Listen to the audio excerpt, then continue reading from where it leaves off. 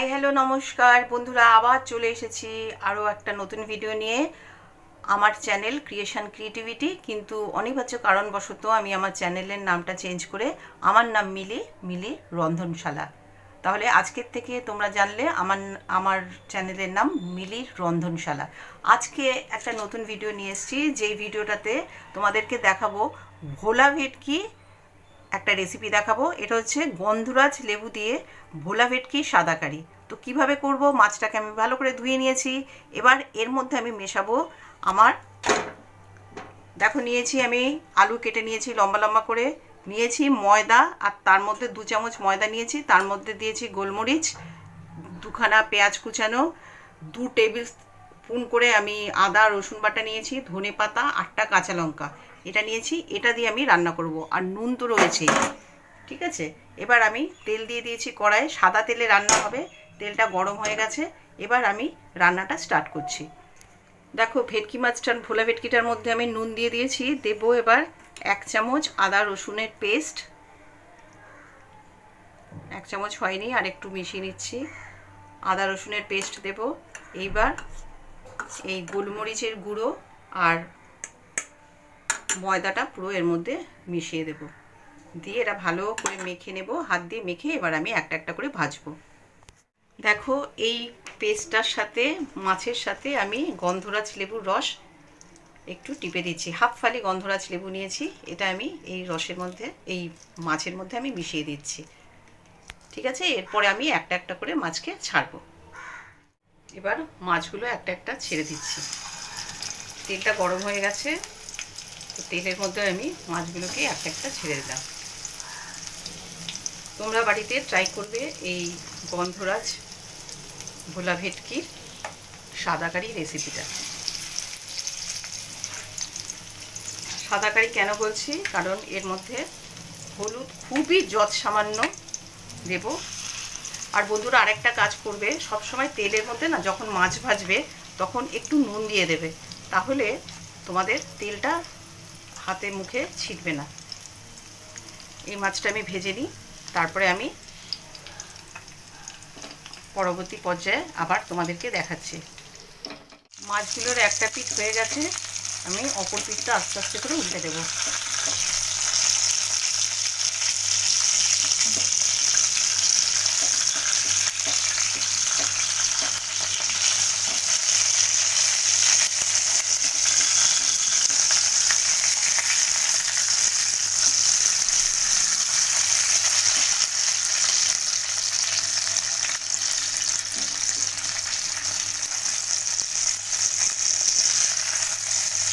সাবধানে উল্টাবো।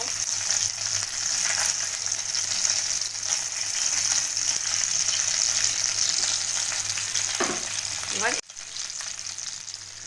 বন্ধুরা দেখো মাছগুলো ভাজা হয়ে গেছে। এবার আমি এই একই তেলে আলুগুলো দিয়ে দেবো।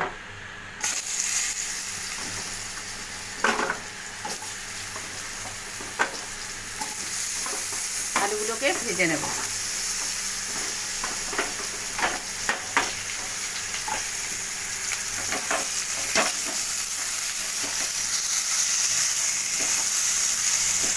আলুগুলো দেখো একটু ব্রাউনিশ কালার হয়েছে, আমি এগুলোকে এই মাছের মধ্যেই তুলে রাখলাম।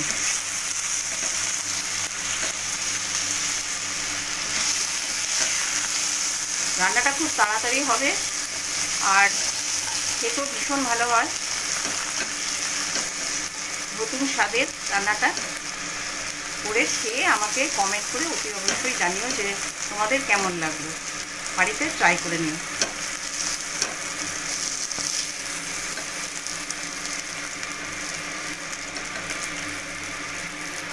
তেল আমি দিচ্ছি না, এই তেলের মধ্যেই আমি কুচনো পেঁয়াজগুলো সব দিয়ে দিচ্ছি।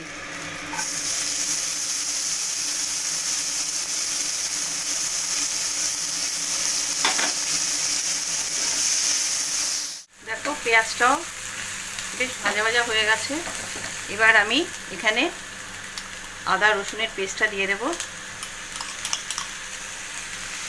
বন্ধুরা তোমাদেরকে আরও একটা জিনিস শেয়ার করতে ভুলে গিয়েছিলাম, সেটা হচ্ছে আমি 8খানা কাজু বাদামকে পেস্ট করে রেখেছি। এই ইনগ্রিডিয়েন্টসটাও এর মধ্যে যাবে। তো এবার এটাকে আমি খুব ভালো করে মশলাটাকে কষাবো। এর মধ্যে নুন দেব। আলু ভাজার সময় আমি একটুখানি নুন দিয়ে দিয়েছিলাম। তো এবার আমি এর মধ্যে একটু সামান্য,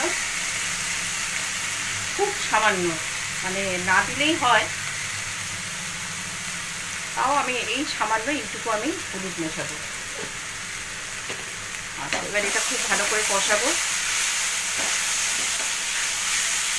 ফ্লেমটাকে একটু আমি মিডিয়াম টু লোতে করে রাখছি। এবার এর মধ্যে আমি নুন দেব।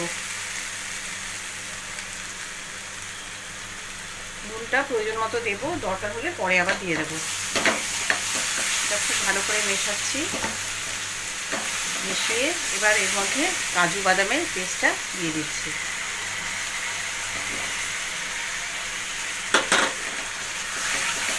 খুব ভালো করে এটাকে কষাতে হবে।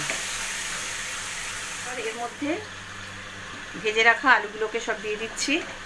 বন্ধুরা, আমি কিন্তু তোমাদেরকে এই রেসিপিটা যেটা শেয়ার করলাম, এটা অতি অবশ্যই তোমরা একবার বাড়িতে ট্রাই করবে, করে একটু আমাকে কমেন্ট করে অন্তত জানিও যে তোমাদের কেমন লেগেছে। আর লাইক করো, কমেন্ট করো, বন্ধুদের সাথে, আত্মীয় স্বজনের সাথে শেয়ার করো। আর আমার চ্যানেলটার পাশে থেকো কীভাবে আমার চ্যানেলটাকে সাবস্ক্রাইব করে। তো বন্ধুরা দেখো, আলুটাকে আমি এর মধ্যে দিয়ে দিয়েছি। এবার আলুটার মধ্যে খুব ভালো করে মশলাটাকে মিশিয়ে দেব। মিশিয়ে যখন বেশ কিছুটা কষানো হবে, তারপরে আমি এতে জল দেব। দেখো ভালো করে কষানো হয়ে গেছে। এবার আমি জল গরম করে রেখেছিলাম, সেই জলটা ঢেলে দিচ্ছি।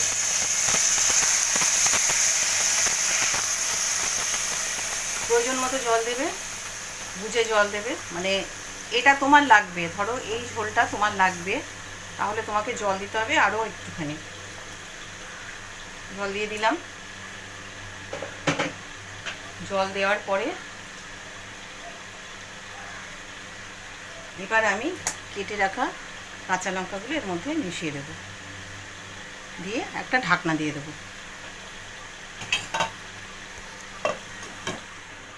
দেখব ঝোলটা কতটা হয়েছে, তার সাথে আলুটা কতটা সেদ্ধ হয়েছে দেখে নেব। আলু সেদ্ধ হয়ে গেছে, কারণ আলুটা অলরেডি আমি ভেজে রেখেছিলাম। এবার এর মধ্যে আমি একে একে মাছগুলোকে সব দিয়ে দেব।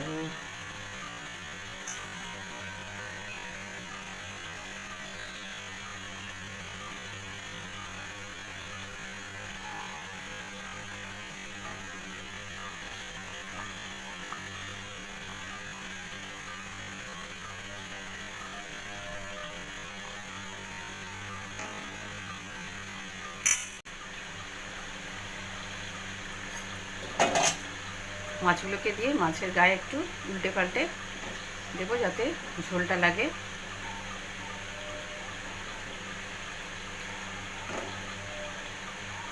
এবার এর মধ্যে আমি সামান্য জাস্ট ব্যালেন্সড করার জন্য আমি একটু চিনি দেব, খুব সামান্য, জাস্ট এইটুকু, ঝোলটাকে ব্যালেন্সড করার জন্য, স্বাদটাকে ব্যালেন্সড করার জন্য। এবার এর মধ্যে আমি ধনে পাতা দিয়ে দিচ্ছি।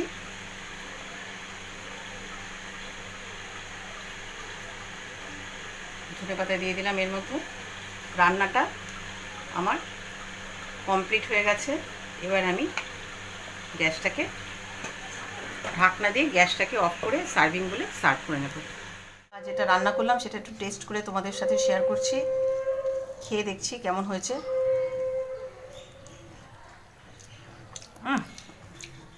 ও হো হো হো, খুব ভালো হয়েছে।